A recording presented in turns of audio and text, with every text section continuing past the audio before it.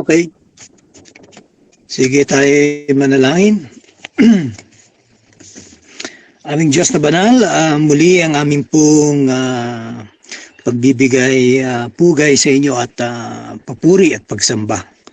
Na kayo ang Diyos na buhay, siya nagbibigay ng kaalaman, ng dunong at karunungan. Kaya sa gabing ito muli naming binababa ang aming mga sarili at kayo ang aming itinataas na sa iyo magmula sa pamamagitan ng banal na Espiritu ang pagtuturong ito. At naway hindi lang po kami magkaroon ng kaalaman at karunungan, kundi Lord, gaya ng sinabi mo na ang iyong salita kayang magbago. Baguhin mo kami, o aming Panginoon. Baguhin mo kami.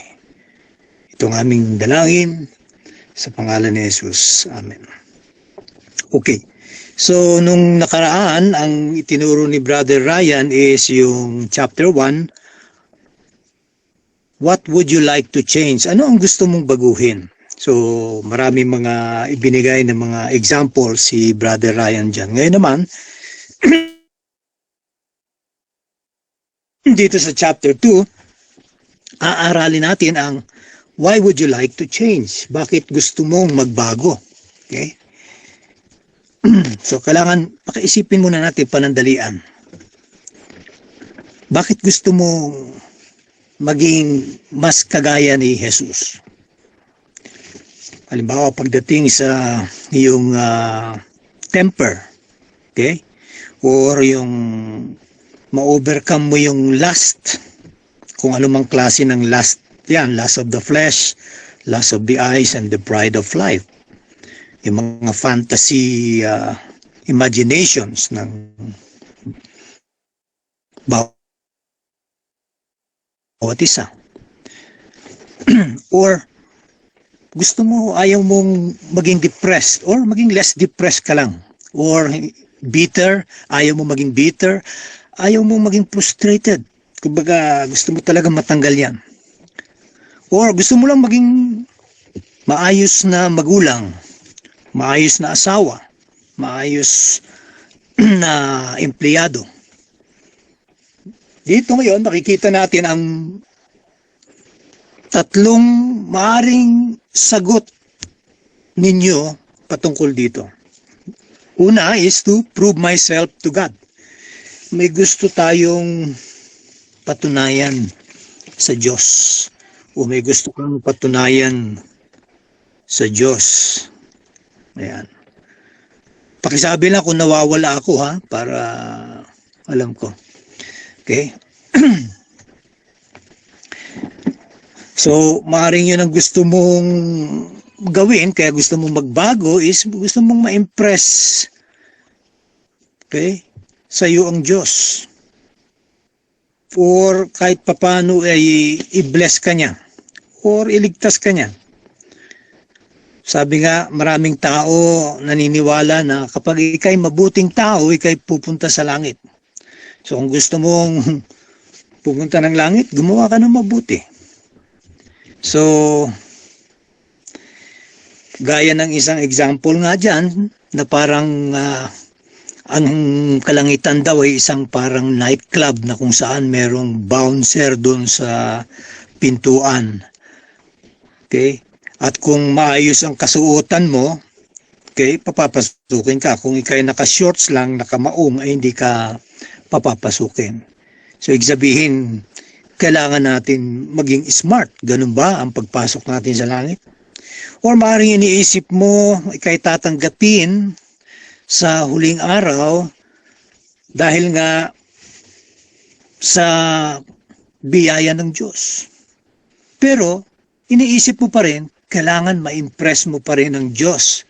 So, kahit papano, dito sa mundong ito, gusto mo na pagpalain ka niya. Okay? So ngayon, susunod ka sa mga kautusan. Pipilitin mo sa abot ng makakaya mo, susundin mo. Okay? Yung iba, sabi nga, naghahanap ng mapapangasawa. Dahil dito, kailangan i-impress niya ang Diyos. Siguro, lagi siyang constant sa kanyang pananalangin na dumating ang panahon, mabigyan siya ng kabiyak. Now, hindi naman sinasabi natin hindi maganda to. Actually, maganda yun. Pero kung doon na lang ang focus mo, maaring mauwi ka nga sa idolatry. Okay? Ayan.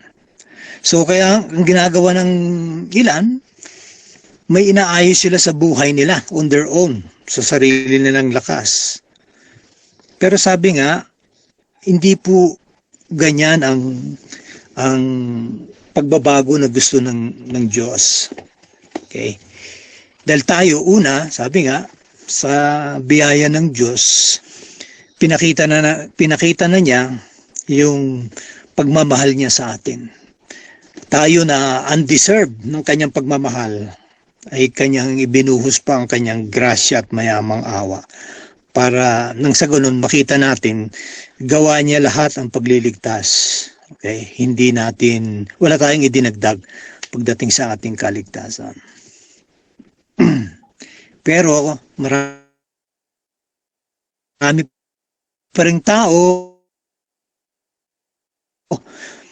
iniisip nila, hindi pwedeng ganun, kailangan gumawa ako ng mabuti pa rin, idadagdag ko sa aking pananampalataya, mga ganyan. So yan ang iniisip.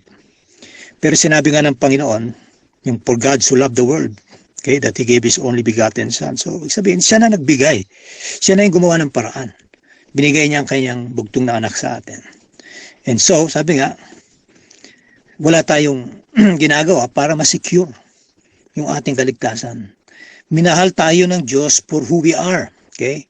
Hindi niya sinabing magbago ka muna bago kita iligtas.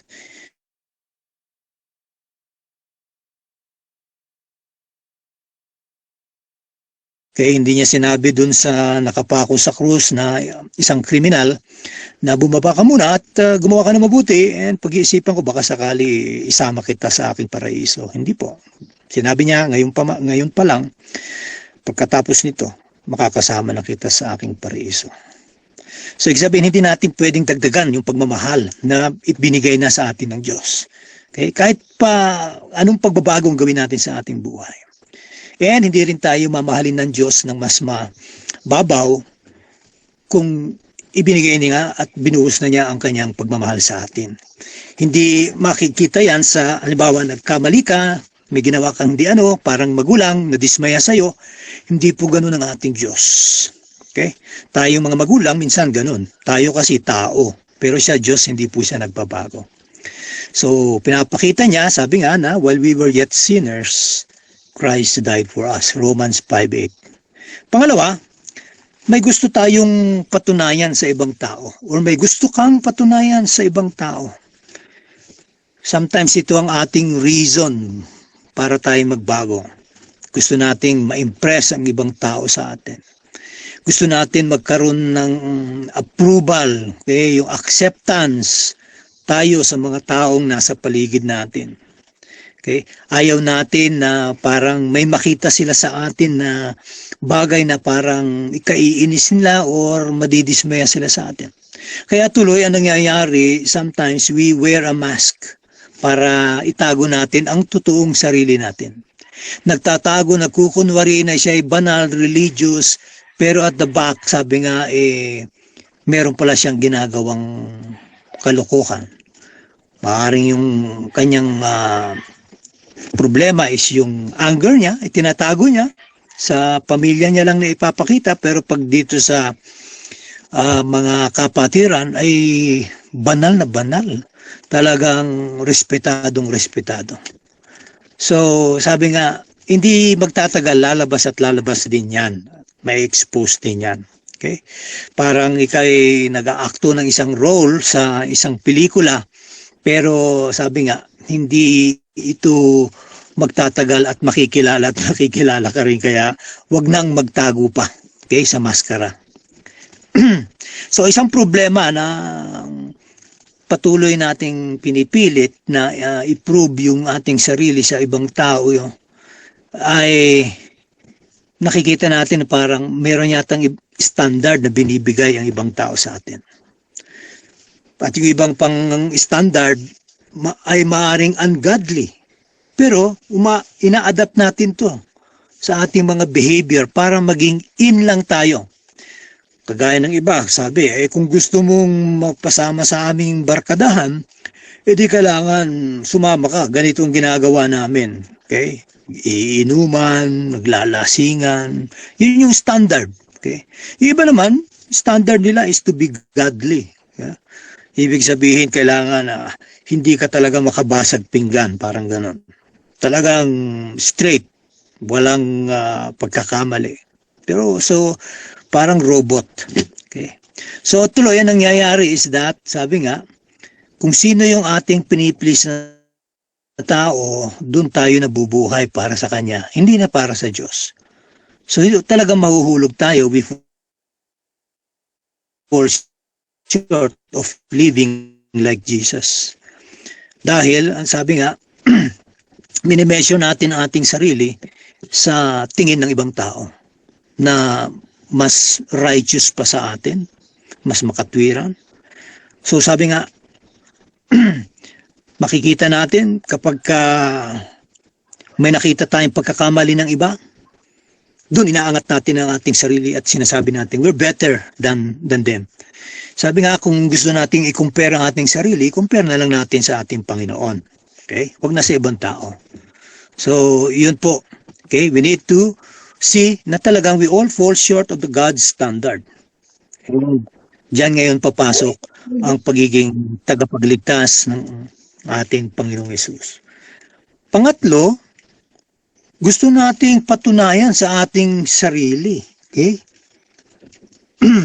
May gusto tayong patunayan sa ating sarili. O may gusto kang patunayan sa iyong sarili.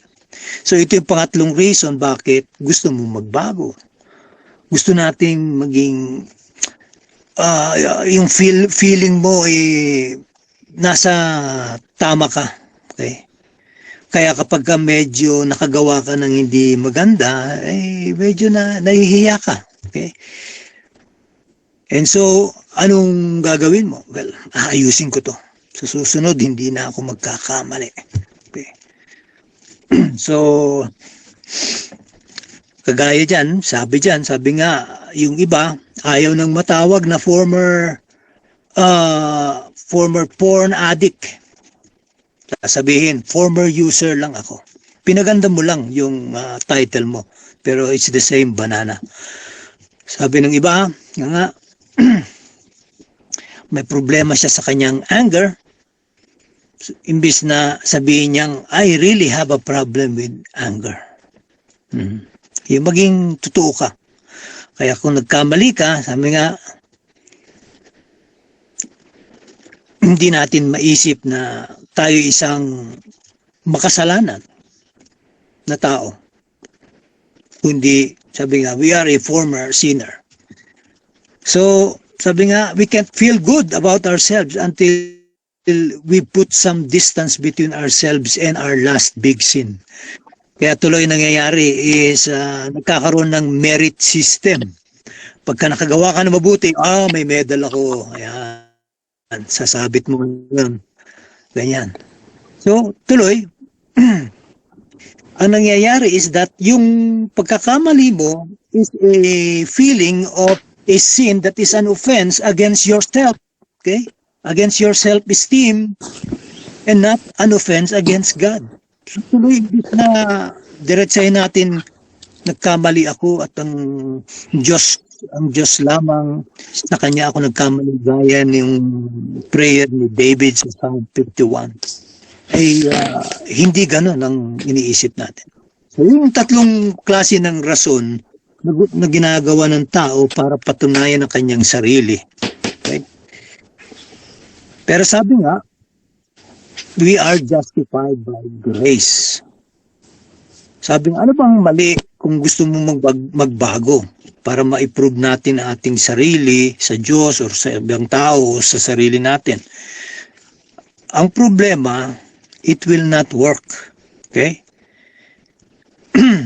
Maaring sa umpisa, pwede mong maloko ang iba, but for a while. Okay? Pati sarili natin, pwede natin maloko kung gusto natin talagang lukuhin ang ating sarili. Pero sabi nga, we can never change enough to impress God. Yan. At ano ang reason? Kapag pinipilit mo impress ang Diyos o ang iba o ang sarili mo, ang nangyayari is nilalagay mo ang iyong sarili sa sentro ng project mo ng pagbabago. Okay? Hindi dapat. Hindi yung I ang dapat nakaupo doon sa sentro, kundi ang Diyos. So, hindi yung gusto mo magbago because you want to look good. It is for your glory. Hindi po. Okay? So, dito makita natin, sabi nga, we need to understand that sin is living for my glory instead of God.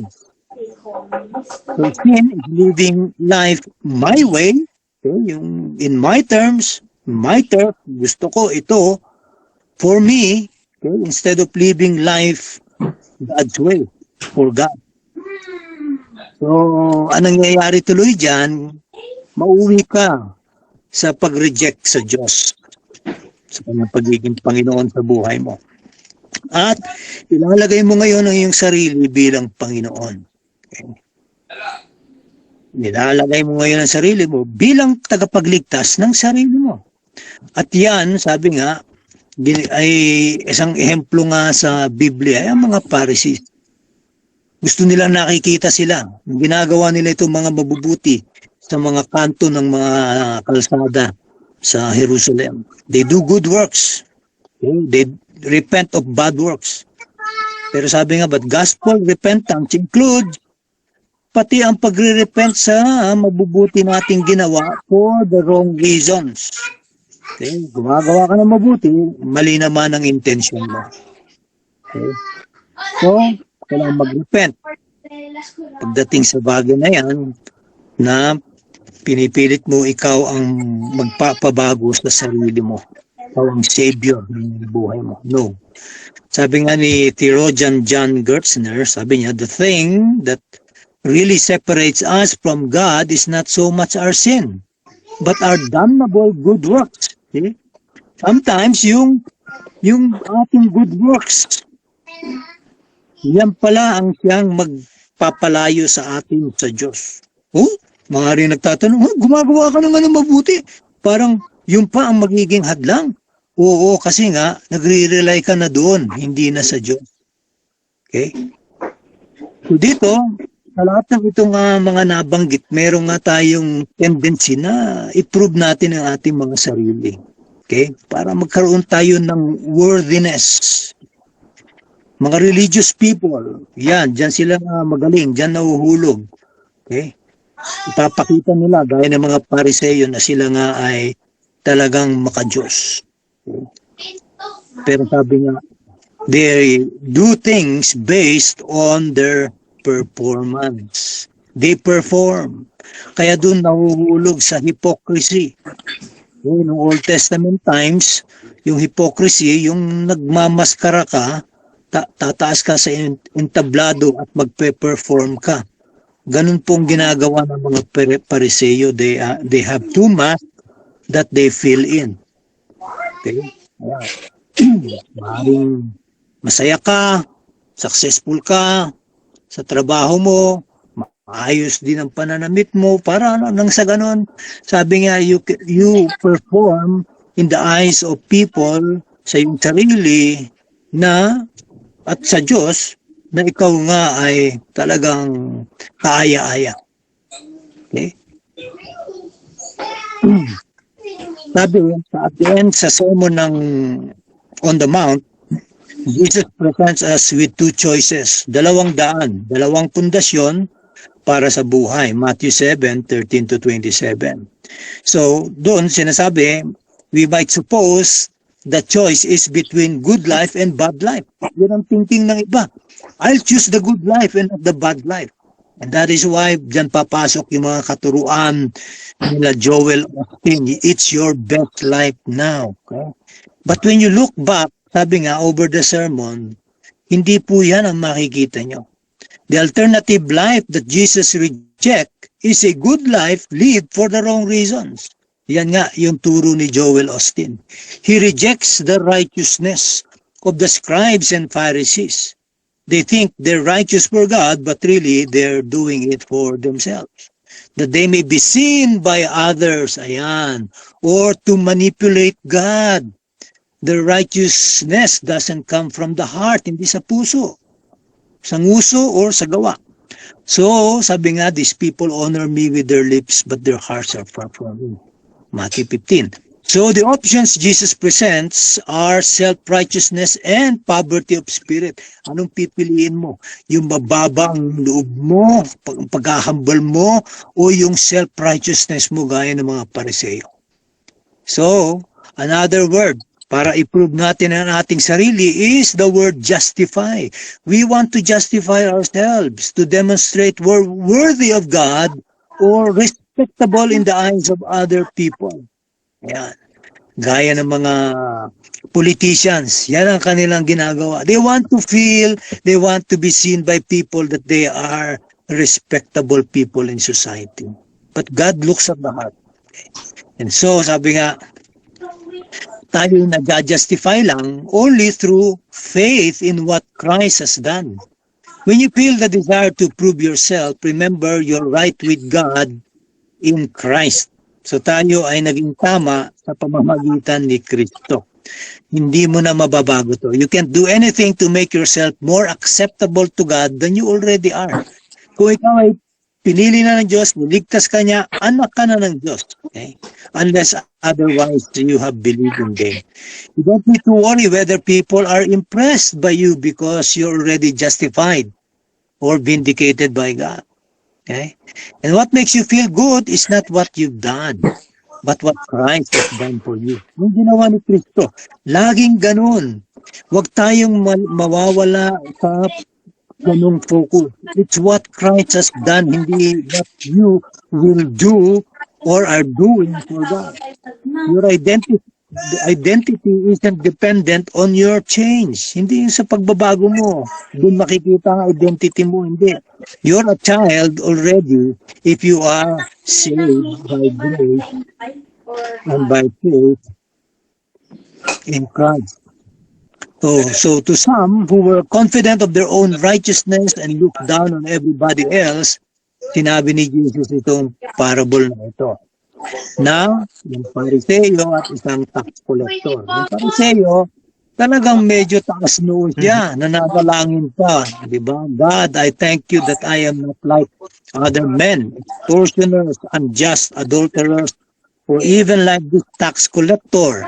I fast twice a week. I give tithes of all that I get. Yung tax collector, tumayo siya, hindi man lang niya maitaas ang kanyang mata sa langit. Okay? Kanyang binubugbog ang kanyang breast, yung kanyang dibdib. Sinasabi niya, God, be merciful to me, a sinner. I tell you, this man went down to his house justified. Sino na justified? Yung tax collector, rather than the Pharisees. Sabi nga, for everyone who exalts himself will be humbled, but the one who humbles himself will be exalted. See, the key here is humility. Kasi nga ang ating example si Jesus Christ, who being in the very nature of God, did not consider himself equal with God, but sabi nga, he lowered himself. He went down to be like us. Okay? And yet he is the Lord of Lords and the King of Kings.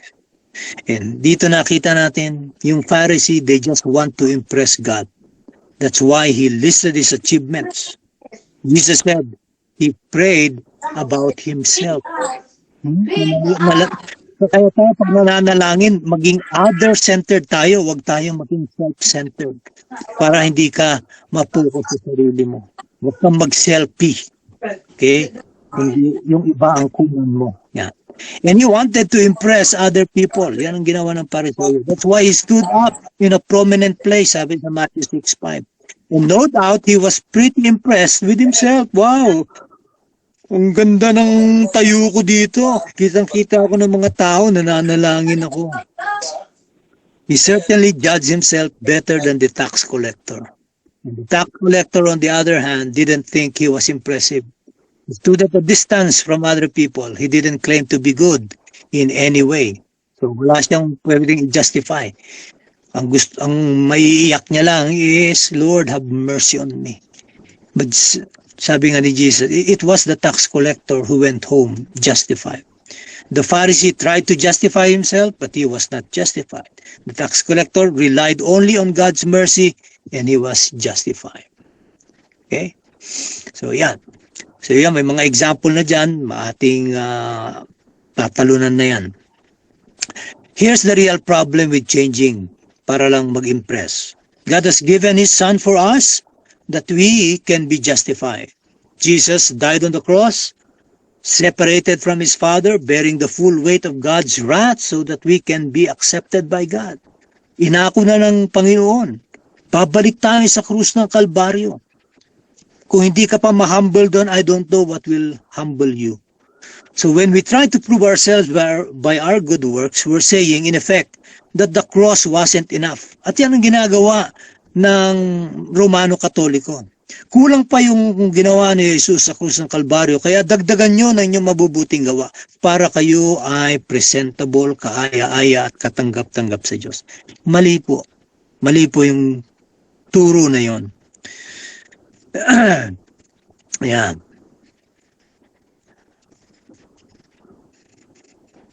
So here, sabi nga, imagine na meron kang malaking utang at ngayon ikaw ay parang pulubi na. Ngayon meron kang relative na pumasok sa eksena at binayaran ang pagkakautang. Okay? Lahat. Tapos ang gagawin mo, babayaran mo lang siya ng barya. Hindi ba't insulto yon? Binayaran ka na nga ng milyon-milyon para ikay hindi maghirap na muli. Okay?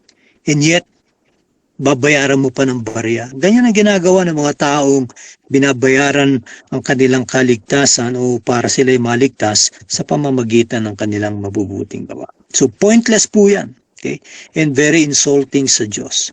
So, we don't do good works so we can be saved. Okay? We are saved already so we can do good works. Baliktad po. Okay? Tandaan nyo yan. Ligtas ka muna and then tsaka ka gagawa ng mabuti at yung paggawa mo ng mabuti ay dahil sa ligtas ka. Yun ang sinasabi diyan sa Ephesians 2:8-10. Okay? For by grace you have been saved through faith, and this is not of yourselves. It is the gift of God, not by a result of works, so that no one can boast. Verse 10 sabi, for we are His workmanship, created in Christ Jesus for good works, which God prepared beforehand, that we should walk in them. Yan. So because they can't grasp the order of salvation and good works, many unbelievers never enjoy salvation. Hindi nga nila ma-enjoy kasi pilit nilang sinasaksak yung kanilang mabubuting gawa doon sa pagliligtas na ginawa ni Kristo. So kung gusto rin nyo magkaroon ng order, ito po yung order. Okay? Una, ililigtas ka ng Diyos. 100% gawa ng Diyos. Then, tsaka ka gagawa ng mabuti. So yung mabuti mong gawa ay hindi mo dinagdag. Okay? Yan. Patuloy tayo. You will cleanse no sin from your life that you have not first recognized as being pardoned through the cross. So yung mga gusto mong baguhin sa buhay mo, hindi mo kayang baguhin yan on your own unless makita mo yung ginawa ni Kristo sa krus ng Kalbaryo. Doon ka na pardon, doon ka pinalaya. Okay? Doon ka tinanggal ang lahat ng dungis mo sa krus na yon. Okay? This is because holiness always starts in the heart. The essence of holiness is not new behavior. Okay? Hindi new behavior, bagong aktibidades, bagong disiplina, kundi sabi nga holiness is new affections, new desires, new motives. Okay? That then will lead to new behavior. Ano yun? Yun yung order. So, kung hindi mo makita ang kasalanan mo, na ikaw ay, kumbaga, pinatawad na, then, sabi nga, yung affections mo, yung desires mo, yung motives mo, ay mamamali. you will aim na i-prove mo ngayon yung sarili mo. And you don't have to prove anything. Okay? Your focus now will be the consequences of your sin rather than hating the sin itself and desiring God in its place. See? Ganun na nangyayari. Okay? Yung consequences ng sin mo. Instead na dapat amuhian mo yung kasalanan mo at magkaroon ka ng desire sa Diyos, hindi po ganun na nangyayari. Kaya tuloy, lagi kang sablay, okay? Lagi kang palpak, lagi kang talunan. Ang Kristiyano hindi po ganun. Okay? Many people change their behavior but their motives and desires are still wrong. So hindi rin po tama yun, na behavior lang pero yung motibo mo, yung desire mo, mali. So yung new behavior is no more pleasing to God than the old behavior. Ayan. So may mga example yan, gaya ng isang lasinggero, gusto niya bago yung sarili niya kasi nga ayaw niya na makita siya sa public na lasinggero. Okay? Bakit? Dahil may asawa na kasi siya. So ngayon magbabago siya. Okay? Itatago niya. Ayan. Pero sabi nga, hindi makukuha sa ganon.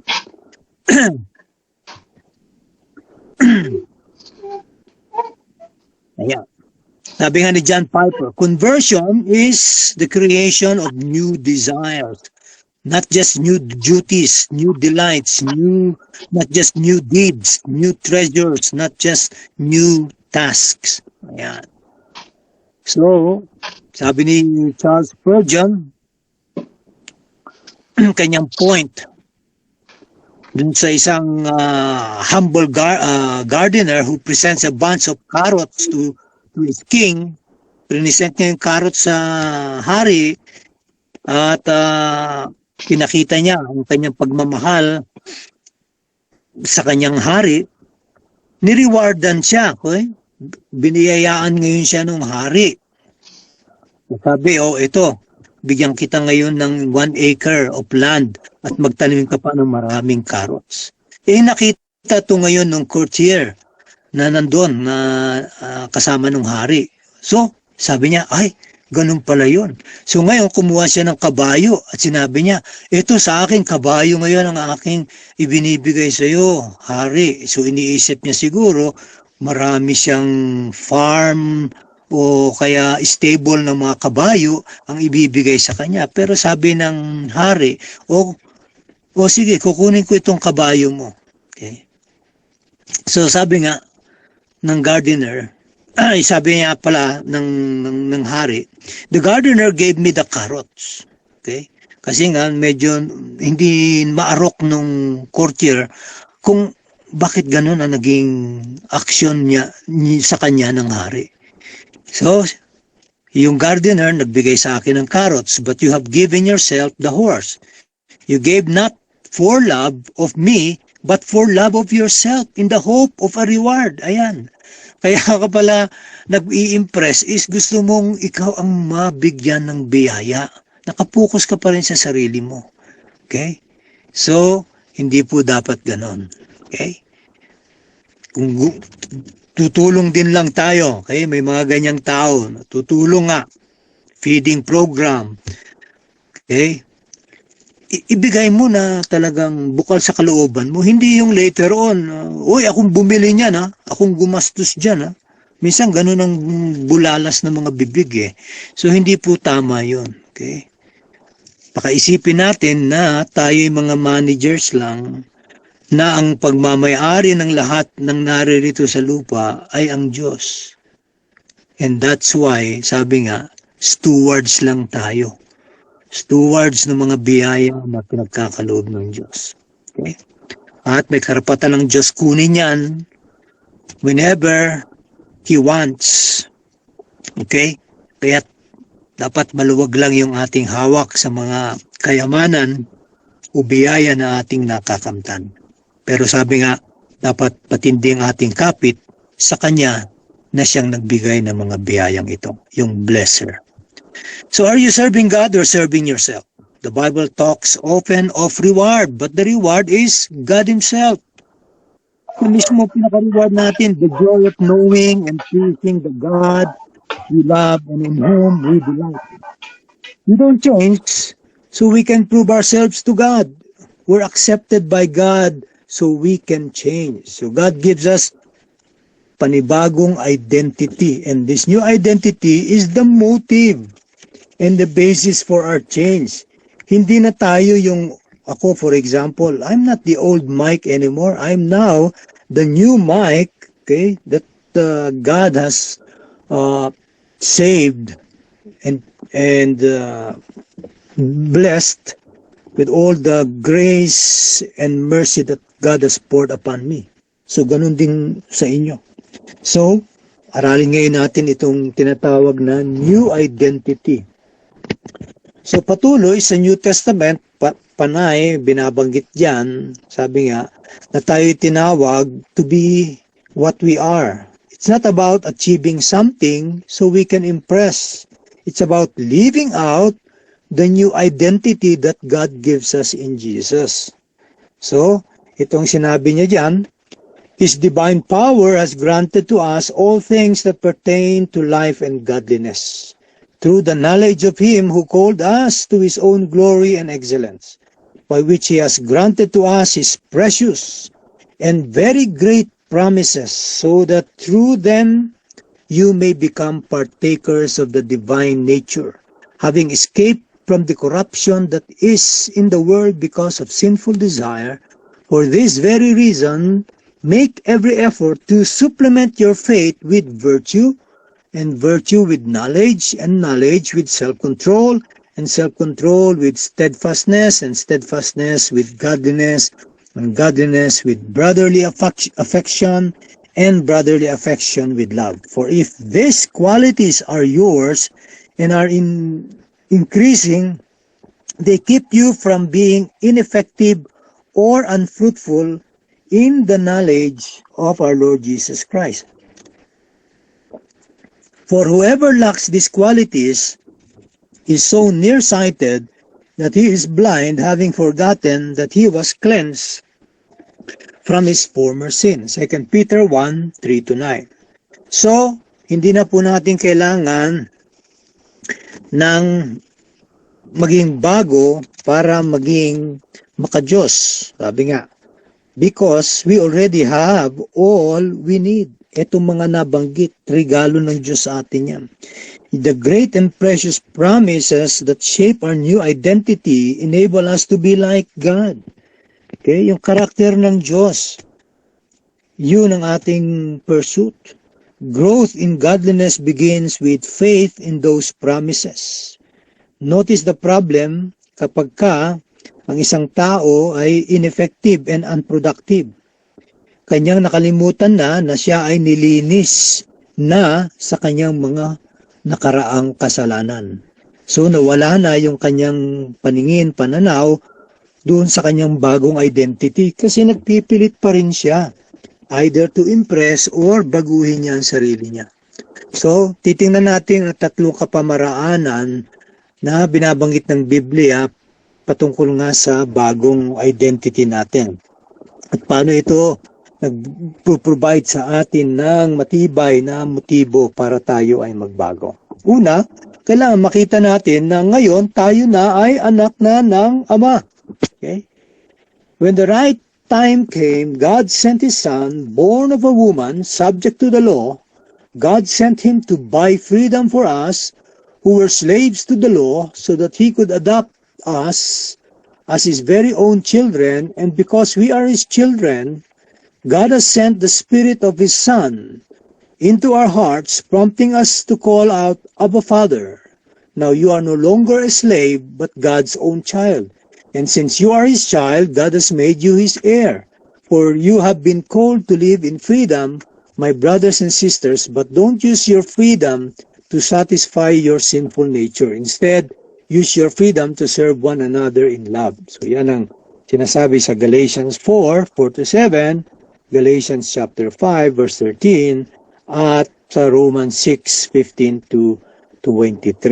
So here, pinapakita lang, okay, na tayo na ay, sabi nga, niligtas ng ating Diyos sa pamamagitan ng pagbibigay ng kanyang anak, na ngayon hindi na tayo, sabi nga, mga preso sa kasalanan, bakos tayo na ay tinuring na mga anak ng Diyos. At kung ikaw ay anak ng Diyos, then ikaw ay aasta na anak ka ng hari.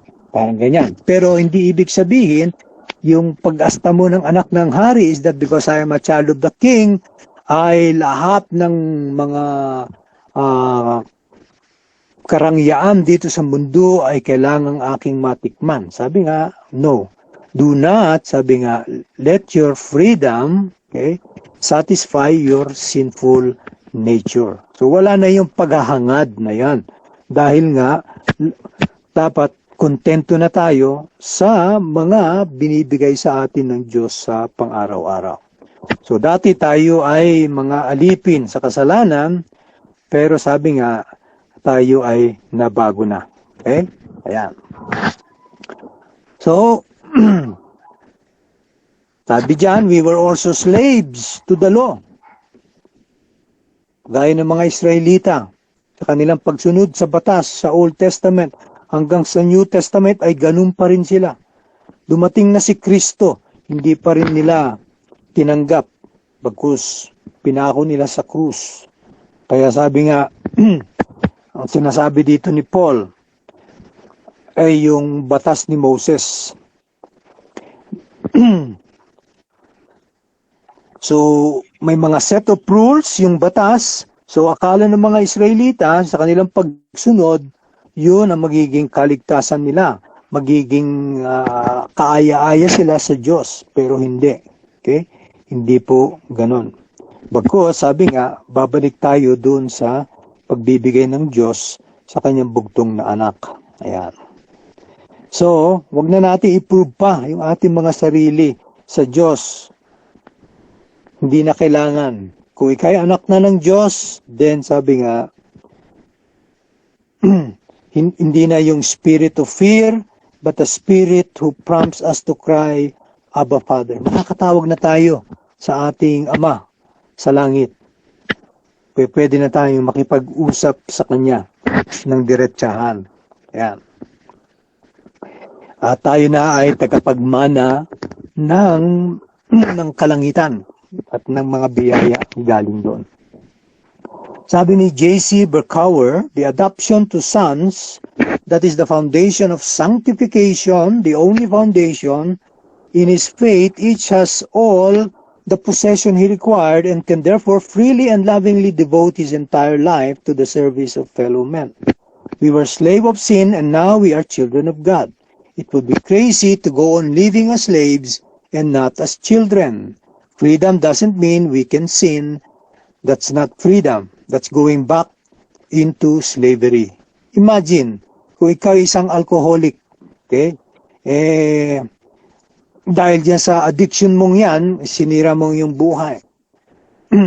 Dinala ka sa rehab. After several months, sabi nga, ikaw ay malaya na. Ikaw ay babalik pa doon sa dati mong kinasadlakan. Hindi na. Because you're free. Okay? I'm not going to get drunk anymore. Okay? Dahil kung bumalik ka doon, bumabalik ka lang sa iyong old slavery. So, ganun din. Yung mga nagsasabing once saved, always saved, ay mali ang kanilang understanding patungkol sa kaligtasan. Akala nila na tinanggap lang nila ang Panginoon, so pwede na silang bumalik sa dati nilang mga gawi, kahit na masama o mali ang mga gawi na ito. Hindi po pwedeng ganon. Ito'y binago na, so dapat magbubunga ka ng prutas sa mga gawa. Okay? Ayan. So yan, may mga examples pa dyan. I-skip na natin yan. Now listen, ito. You are the bride of the Son. Pangalawa. You are not only a child of the Father, you are the bride of the Son. It talks about the church. Okay? Sabi dyan, sa Ephesians 5:25-27, husbands, love your wives as Christ loved the church and gave himself for her, that he might sanctify her, having cleansed her by the washing of water with the word, so that he might present the church to himself in splendor without spot or wrinkle or any such things, that she might be holy and without blemish. So, ang iglesia, yan po ang bride of Christ. Tayo po yan, kabilang sa iglesia. He has loved us, inakit niya tayo, nilinis niya tayo, nirescue niya tayo, at sabi nga, ipinanalo niya tayo. So, ang ating relasyon ngayon kay Kristo is a relationship of love and intimacy, gaya ng marriage union. Okay? It is an exclusive union between a husband and a wife, Christ and the church. Ayan. At yan, makikita natin sa mga ginagawa nating mabuti sa relasyon ng mag-asawa. Okay? So, ayan. So, hindi natin ginagawa yung mga mabubuti para sa ating mga kabiyak para nang sa ganun ay i-treat niya rin tayo ng mabuti. Hindi po. Ginagawa natin kasi asawa natin. Okay? At ganun din yung kabiyak natin. May ginagawa siya mabuti sa atin kasi nga siya'y asawa.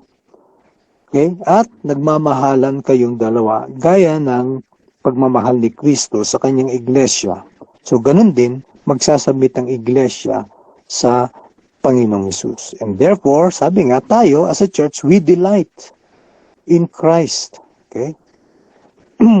Siya yung ating lover, partner, and bridegroom. So, we live for Him, and we want to please Him, and do what He asks. Yeah. Now, the Bible often describes sin as adultery. Sabi sa Jeremiah 3:7-8, 5:7, Ezekiel 23:37, Matthew 12:39, James 4:4, Revelations 2:22. So, sin is like adultery because it's a betrayal of our true and best love. So, why would you commit that sin? The love of an adulterous lover is no love at all. Sin doesn't love us. It tries to use us, or abuse us, or enslave us, or control us, and ultimately destroy us. Yan ang ginagawa ng kasalanan. So sin takes from us and gives nothing in return. It may use enticing and seductive lies. It may promise the world, but it's all lies. Puro kasinungalingan. Sin never brings true and lasting satisfaction. So why would you leave a husband as good, loving, gracious, strong, able, and beautiful as Jesus for some cheap alternative? This is how Paul put it to the Corinthian church. Sabi diyan, for I feel a divine jealousy for you, since I betrothed you to one husband, to present you as a pure virgin to Christ. But I am afraid that as the serpent deceived Eve by his cunning, your thoughts will be led astray from a sincere and pure devotion to Christ.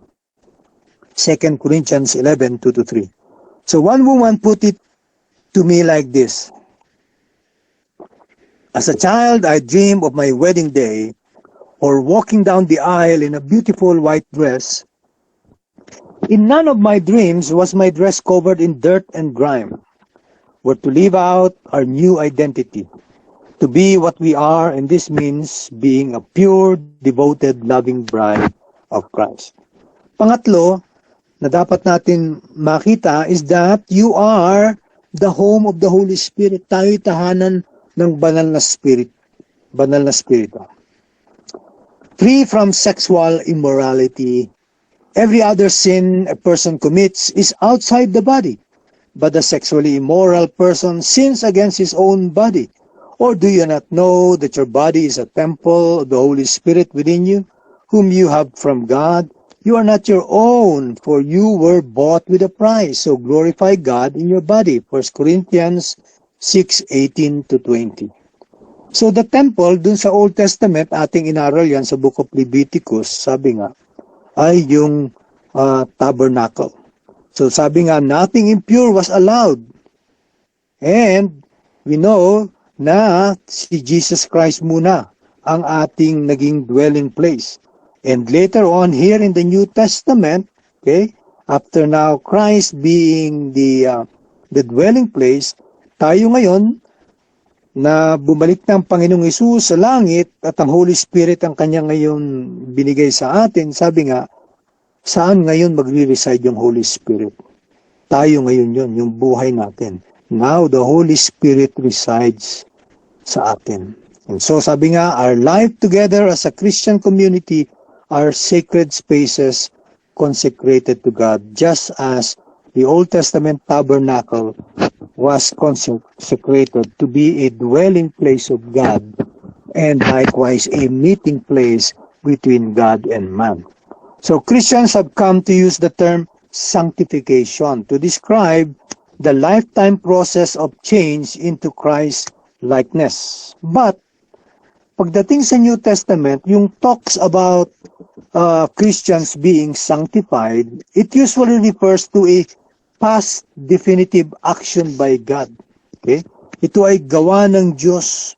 We have been consecrated by God for His service and made new by the Holy Spirit. Kaya nga, pinadala niya ang banal na Espiritu para tayo ay patuloy sa ating sanctification. Our role now is to live out this new identity as God's holy ones, or yung tinatawag na saints. So transformation might be a better term for what we call sanctification, but sanctification is now the term commonly used for this process of transformation. Imagine you've done the cleaning at home because you have guests coming. You've scrubbed the floors, cleaned the windows, tidied the rooms, and dusted the furniture. Everything is spick and span, and then you pop out to get some flowers from the shops. Through the rain and mud, what do you do when you get back? Do you tramp your muddy feet through the house and shake out your wet clothes? No. You carefully take everything off at the door. You want to keep your home clean for your guests. The Holy Spirit has cleansed and washed us. He's given us a new start and a new life. He's come to make His home in us. He's consecrated our lives as His temple. So why would you want to mess that up by bringing in your dirty habits or returning to your filthy sins? Would you want a friend to live in a trash bin? So yun po yung illustration na ibinigay sa atin. So we're to live out our new identity to be what we are. And that means being holy, being a holy temple for God's Spirit. And so yung challenge sa atin, dito sa ating new identities, is sabi nga, hindi lang yung pagdating ng linggo, doon lang natin ipapakita na banal tayo, bagkus from Monday to Sunday, yun yung ating worship of God. Okay? It's easy to sing about being a child of God or the bride of Christ on a Sunday. The challenge is, sabi nga, sa mga children of God, is that kung ikaw estudyante, anong gagawin mo pag ikaw nasa loob ng classroom mo? Will you cheat during the exam? So yun yung challenge. And when everybody is cheating, will you cheat as well? The challenge is now, sabi nga, sa mga bride of Christ, okay, sa mga nasa opisina, okay, kay ba gagaya sa pandaraya sa oras mo, sa trabaho mo. Ayan. Or ipapakita mo na ikaw nga ay kinasihan na ng banal na Espiritu at ngayon gusto mo ipakita sa mga nasa paligid mo, sa mga kaopisina mo, na ikaw nga ay Kristiyano. Hindi ka pwede magtago as an agent OO7 Christian. Hindi po ganun ang Kristiyano. Kailangan we are to be salt and light of this world. Now, let's talk about freedom and love. So, atin na ngayon isusuma total yung motive natin sa ating pagbabago. To enjoy the freedom from sin and delight in God that God gives to us through Jesus.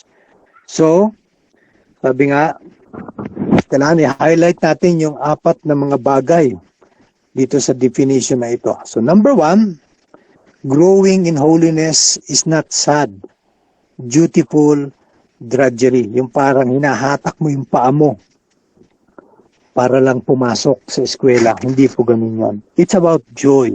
Okay? Kagalakan. It's discovering true joy. The joy of knowing and serving God. Bakit? Papasok dyan yung self-denial. Sometimes, mabigat yan. Very painful. Pero yung true self-denial leads you to gaining your life. Okay? Kaya yung mga examples na binigay ko a while back. So, may mga oras o panahon na kung saan, sabi nga, we act out of duty. But we do this believing that duty leads to joy. That denying ourselves leads to gaining our life. How often have you reluctantly dragged yourself out on a cold night to pray with others only to find yourselves energized and blessed? See? Second, change is about living in freedom. We refuse to go back to the chains and filth of our sin. We live in the wonderful freedom that God has given us. We're free to be the people we should be. Sinasabi ng iba na ang freedom daw is yung magawa mo lahat ng pwede mong gawin. So, kahit nakabalastagan na yan, mga lust of the flesh, ay gawin mo, yun daw freedom. No, that's actually bondage. Okay? Or slave of sin. Hindi po yan freedom. Okay? Kaya kung gusto mo ng true freedom, you come to Christ. Okay? Third, change is about discovering the delight of knowing and serving God. So, ang trabaho natin, sabi nga, ay wag na tayo pang sumausaw dun sa putikan na kung saan nung araw hindi pa natin kilala ang Diyos, akala natin yun na ang buhay. Yung pala, meron pala magandang buhay. Yung kwento nga na sabi nga may mga bata no nagtatampisaw lang doon sa tubig sa kanal, hindi nila alam na meron palang malinis na beach na kung saan pwede silang mag-enjoy, maligo at mag-swimming. So ganyan din ang kumbaga illustration ng mga taong hindi pa nanampalataya sa Panginoon at yung mga nanampalataya na, sabi nga, from the kingdom of darkness, God now has brought us into the kingdom of His one and only beloved Son. Okay? So, doon ka na sa malinis, huwag na dun sa putika. Okay? Ayan. Sinabi pa dyan, holiness means recognizing that the pleasures of sin are empty and temporary. Maring isipin mo, parang ang sarap subukan. Parang curious lang ako. Subukan ko tong marijuana. Subukan ko tong shabu. Pero sabi nga, it's empty and temporary. Okay? Puro kasinungalingan ang isusugsug sa inyo ng dyablo sa paggamit ng mga pinagbabawal na gamot na yan. Pero sabi nga, ang Diyos, sabi niya, is inviting us to magnificent, true, full, and rich pleasures that last forever. Pangapat, becoming like Jesus is something that God gives to us. It's not an achievement that we offer to Him. Hindi natin ito ina-achieve. Regalo ito ng Diyos. Okay? It's enjoying the new identity He has given us in Christ. It begins with His work for us. He has set us free from sin and offers us a relationship with Himself. It's as if there are two feasts, the feast of God and the feast of sin. We're invited to both. God invites us to find satisfaction in Him, at ang sin naman, iniintais tayo with its lies to look for satisfaction in sin. So, may double booking. So, saan ngayon ka magbubuk? Doon sa feast na prepare ng Diyos o doon sa feast of sin? Okay? Kaya sabi sa Isaiah 55, 1-2, come, everyone who thirsts, come to the waters, and he who has no money, come buy and eat. Come buy wine and milk without money and without price. Why do you spend your money for what which is not bread, and your labor for that which does not satisfy. Listen diligently to me and eat what is good, and delight yourself in rich food. So parang ito, babalik tayo din sa Garden of Eden. Makikita natin ang diablo, bumubulong kay Eva. Did God said? See? Ang una niyang tinira dito, ang Diyos at ang salita niya. Okay? Binigyan niya ng doubt ang tao. At dahil doon, nahulog si Eva at si Adan sa kasalanan. So, ganun din ang gagawin ng kasalanan. Okay? I-entice tayo ng mga temptations, left and right. Sasabihin, masarap yan, tikman mo yan. Pero, ang totoo dyan is kamatayan, kapahamakan, kapag sinugaban mo ang bagay na yan. So, sabi nga, sin, maraming gustong i-promise, but it does not deliver. And it charges a high price. At ang mga high price na yan, broken lives, broken relationships, broken hope. Okay? Lahat na ng broken pipes. Di ba? Pag nasa bahay kayo, may broken pipe. Di ba? Hindi maganda tumatagas yung tubig. Ganyan ang ginagawa ng kasalanan. Ultimately, the wages of sin will lead you to death. But God offers us a feast that satisfies. He offers delight for our souls. The motivation for change and holiness is this. God's feast is so much better. And the price tags reads, no cost. Diba? Mahilig tayo sa libre, mga Pilipino. Diba? Yun ang gusto natin. Kaya gusto natin, pag libre, andun. Sobra-sobra pa tayo kung kumuha.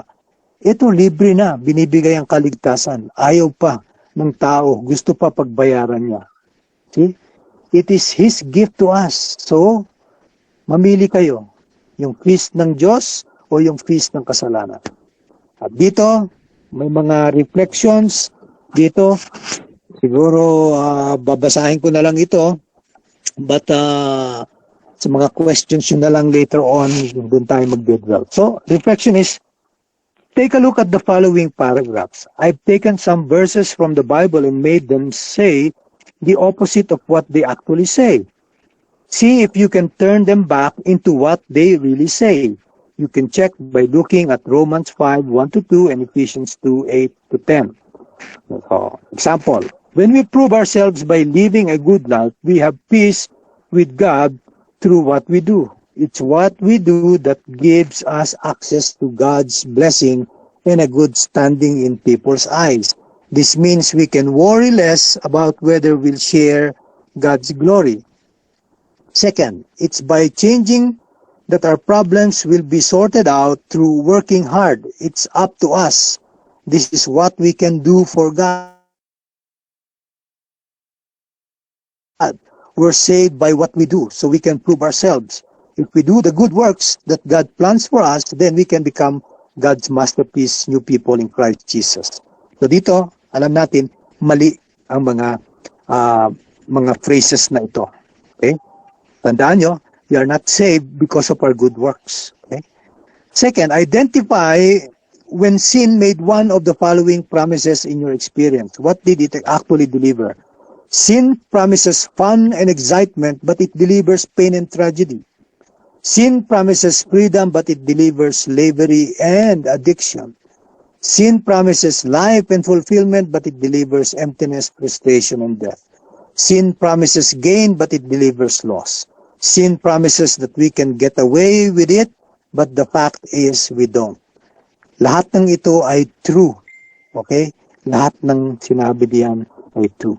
So, sa ating change project, why would you like to change? Do you really want to change?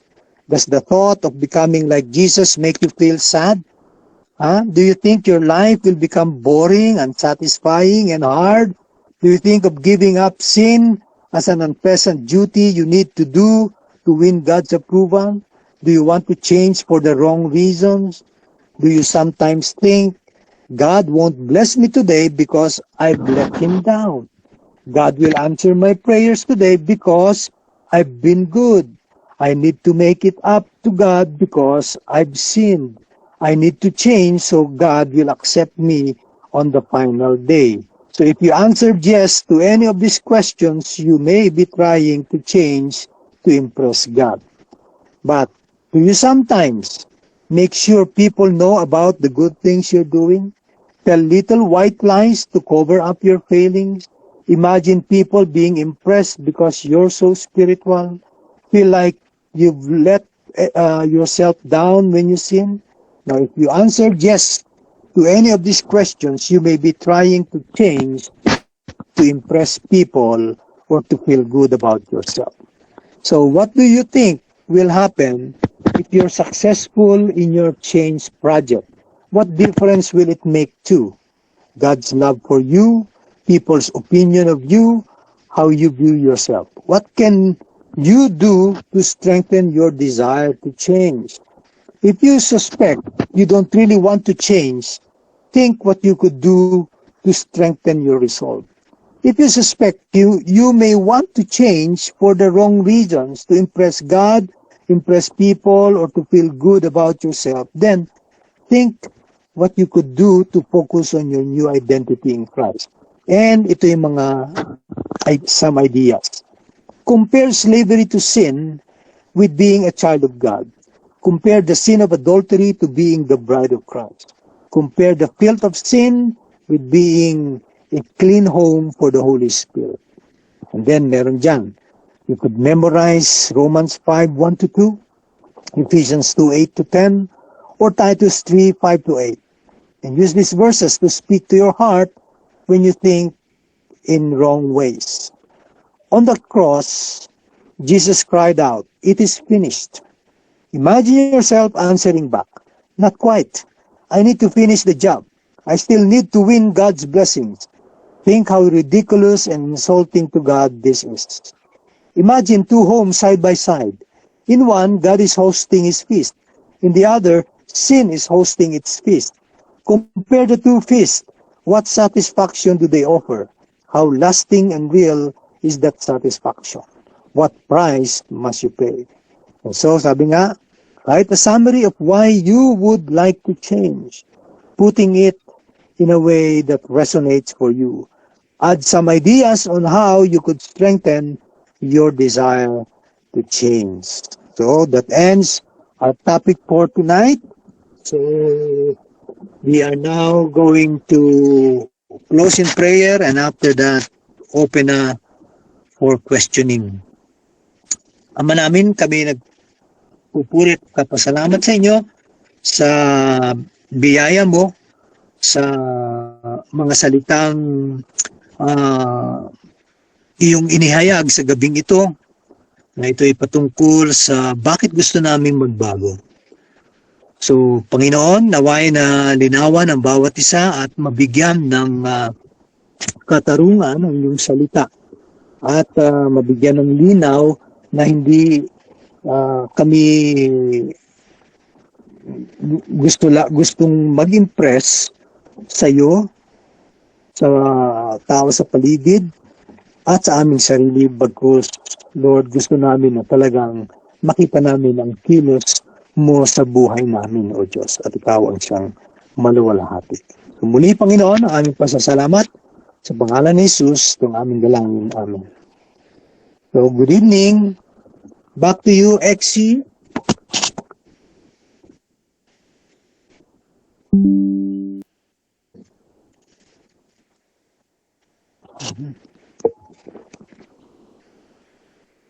Hello, andiyan pa ba kayo?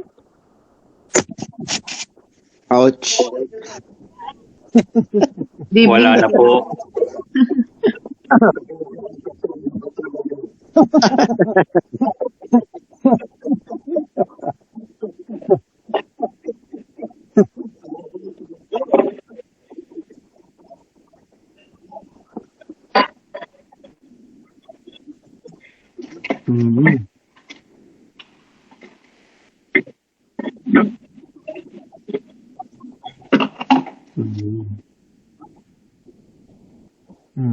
Mauna na po kayo. Baka kung walang magtatanong, ako na naman po.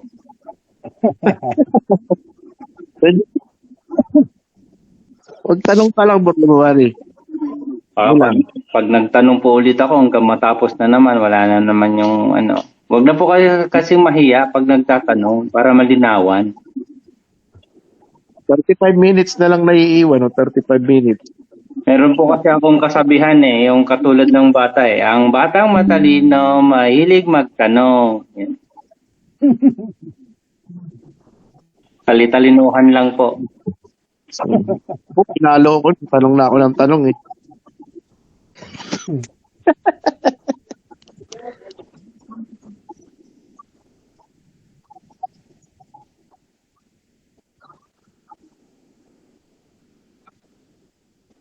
Kaya nga po ako minsan nagtatanong para ma-encourage yung iba pero hanggang patapos na ako pa rin yung nagtatanong eh.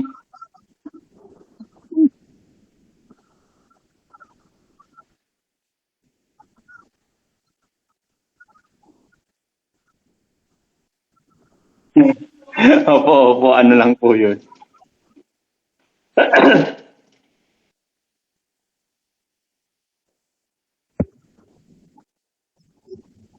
Ay, ako po. Sige po, may na ano ako kanina, yung about sa parang pag mabait ka sa church, pero sa bahay, hindi. Parang ganon. Yung tulad nga po sabi ni Pastor Mike kanina, yung sa linggo, bait-baitan. Tapos, yung Monday to Saturday, medyo hindi. So, ang ano ko po, naiisip ko kanina, hindi po ba failure, halimbawa, katulad po sa ating mga parents, hindi po ba failure or make us disqualified or unqualified para tumayo magturo kapag mismo yung mga anak natin, asawa natin, hindi natin natuturuan or hindi natin talaga na susubaybayan. Kaya ako po natanong ito kasi yung church ko po dati sa Dubai, which is hanggang ngayon naman po connected pa rin ako, reformed na din po yung sinusundan nila. So, nakikipag-connect na din nga po sila sa Grace to You kay Pastor John MacArthur. Opo, nakikiconnect na po sila doon kasi tapos ano po pa yung hindi po ba may elders po ka pala doon na pinababa kasi hindi parang hindi ma-lead yung asawa at saka mga anak. Yun po.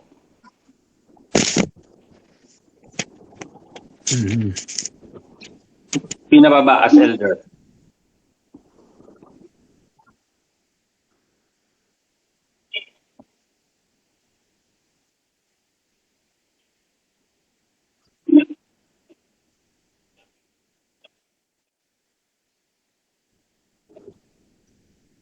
Opo.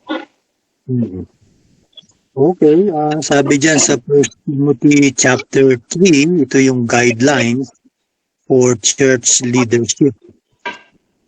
Okay, nakalagay dyan, now the overseer is to be above reproach, faithful to his wife, temperate, self-controlled, respectable, hospitable, able to teach, not given to drunkenness, not violent but gentle, not quarrelsome, not a lover of money. Tapos ito, verse 4. Ito yan, yung he must manage his own family well and see that his children obey him. And he must do so in a manner worthy of full respect. If anyone does not know how to manage his own family, how can he take care of God's church? Ayan. At may mga katuli pa dyan. He cannot be a recent convert or he may become conceited and fall under the same judgment as the devil. Okay? And dapat meron siyang good reputation with outsiders so that he will not fall into disgrace and into the devil's trap. So yung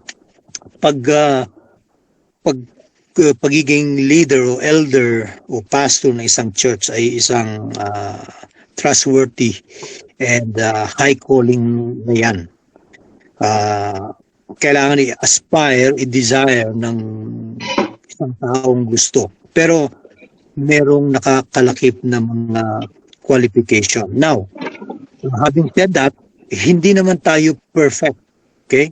Hindi lahat is, kumbaga, makikitaan na lahat ng ito ay nakasunod siya. Okay? Case in point, si John Piper.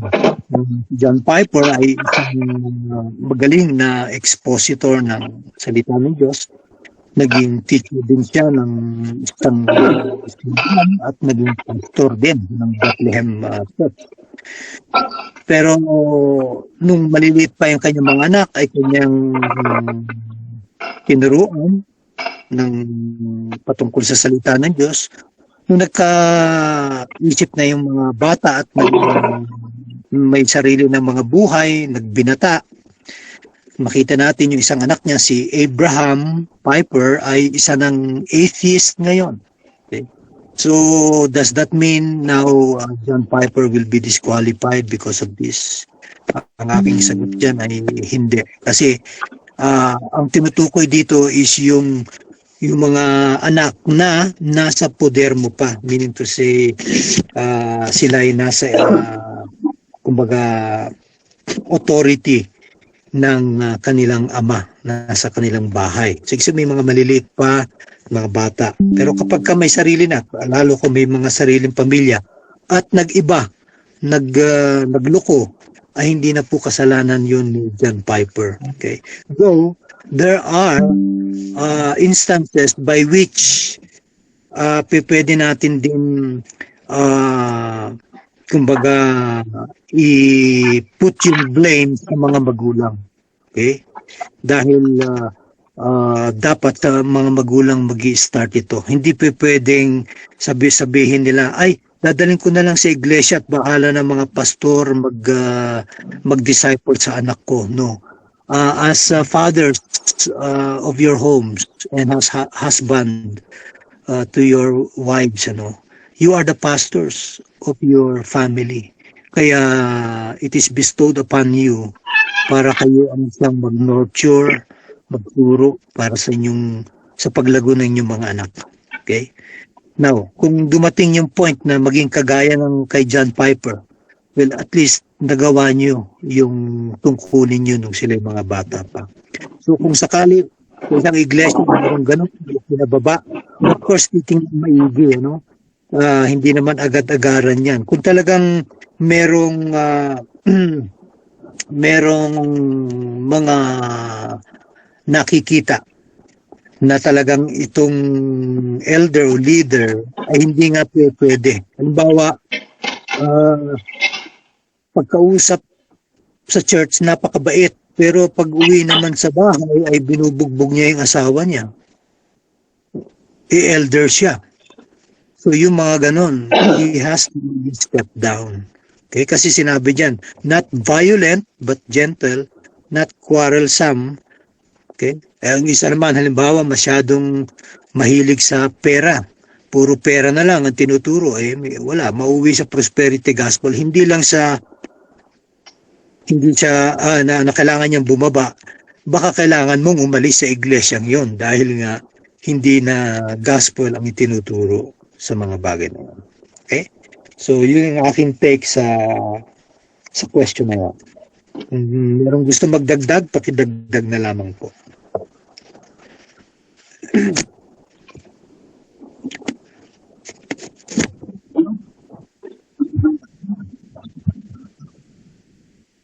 May follow-up down po ako. Opo. Yan din po yung naging pattern doon kung bakit po pinababa yung elder. Yun. Nasa poder pa rin po niya yung mga bata. Tapos yung misis niya, syempre, asawa niya. Yun, di po niya yata ma-lead ng maayos. Yun, hindi naman po sa binubugbog or ano. So, ayun po. Tulad ko po, personal example na lang po.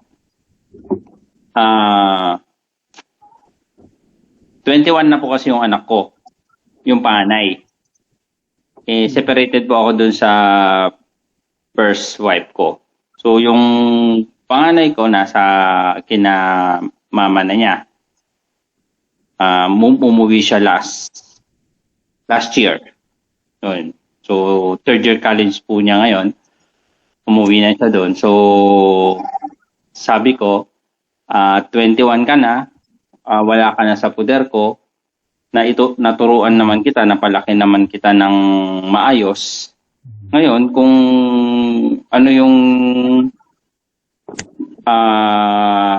magiging direksyon mo, kasi pag minsan nagkakaproblema po kasi siya, siyempre lumalapit pa rin po sa akin, ako pa rin po yung nag-aayos, siyempre nandun pa rin ako.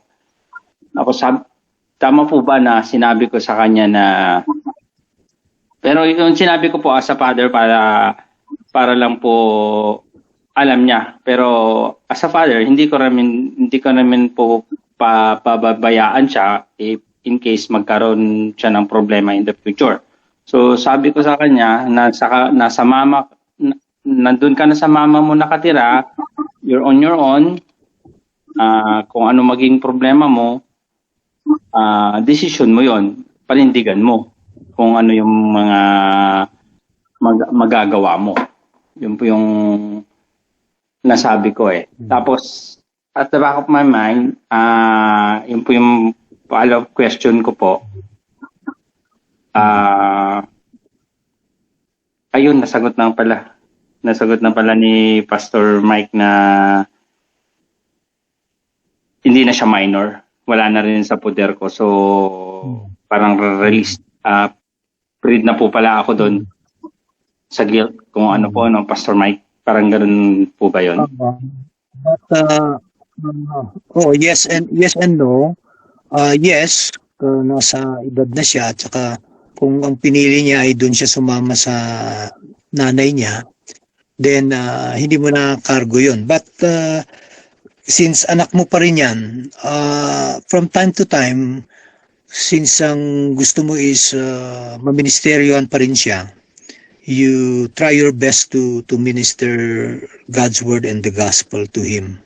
Dahil yun na lang ang kumbaga pambawi mo na dun sa hindi kayo ang nagkatuluyan na sa family, tapos meron ka na ring bagong family, at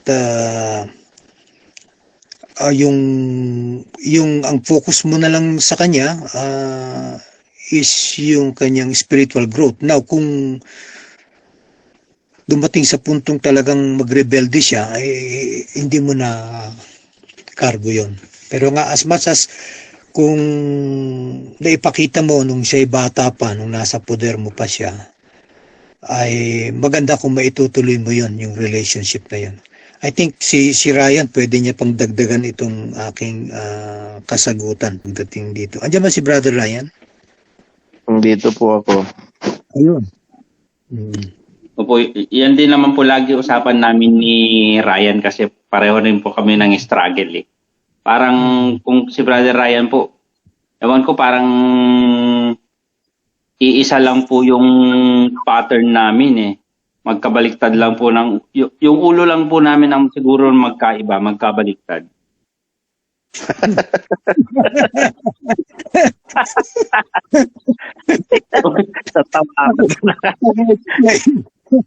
Parang di namin yata na-gets yun ah. Sa ilalim po yung buhok niya eh. Sa akin, sa ibabaw eh. Yun pala yun. Okay.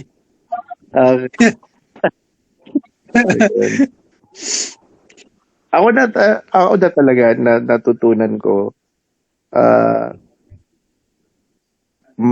provision ng Panginoon na lumaki yung mga mga anak ko sa poder ng tatay ko tsaka nanay ko, nakapagbasa sila ng Biblia, although hindi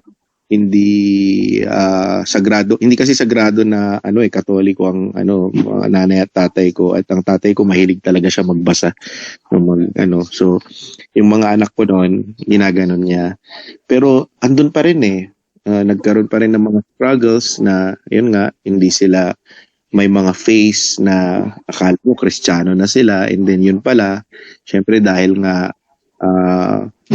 very subtle yung pagturo ng ebanghelyo sa iba't ibang mga iglesia, hindi siguro sa kanila. Pero pag naintindihan mo kasi yung soberanong paggalaw ng Panginoon, yun, nawawala na yung pag-agam-agam mo na, naku, ano ba yan? Nagiging atheist yung anak ko, kaya ganun. Despite parati mo naman sila nakakausap, parati mo naman silang sinasabihan ng tungkol sa ebanghelyo. Pero soberano ang Panginoon sa atin na lang, doon na lang natin